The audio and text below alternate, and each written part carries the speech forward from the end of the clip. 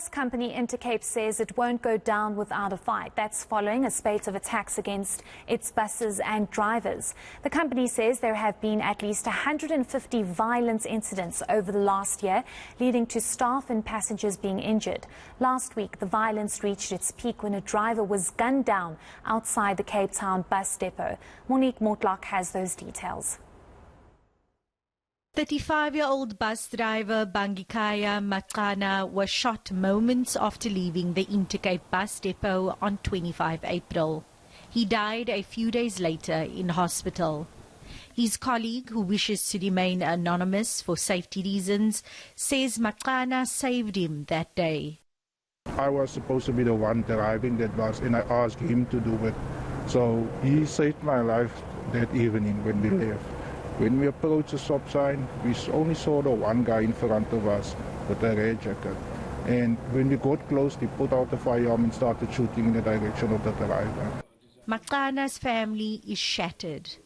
Ubangikaya ibe ngumntana wokuqala kwela khaya yonke into besijonge kuye khona ngoku ushiya abantwana bakhe nomfazi nefamily yakhe sisters zakhe nebrothers zakhe even nomama wakhe notatakhe so asiyazi ke ngokuba ngaba xa kunje sizawuthini na ibile themba lethu eli and sibuhlungu kakhulu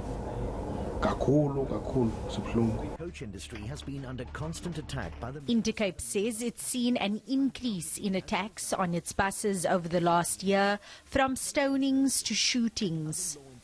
Over the last few days, Intercape buses have been shot at in 3 different incidents in Gauteng, leaving 2 people injured. First it was in Offenbaba.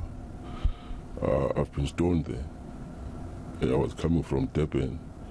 And in Tuchwa, the taxi cars there, I was going to offload passengers there. Then we must not even offload there. They chase us away. Ik voel hem recht niet. Doe ik hier in die depot inkom, ik kijk maar niet rondom van mij, maar ik weet niet wie kijkt naar om toe, want ik weet niet wat de ene gaat doen, of het voor mij of skiet of iets gooien wordt mee. Intercape says it's stepping up security measures, even considering allowing drivers who are licensed gun owners to drive with firearms. The company alleges that the minibus taxi industry is behind these attacks. They will just start throwing stones at a bus or start shooting at a bus, and then they will call you in a meeting and tell you you must adhere to their demands. You can only depart at certain times. You're not allowed to offload and load in certain towns. So they want to predict your operation. They want to effectively neutralize the long-distance bus operators and force the public of South Africa into the taxis.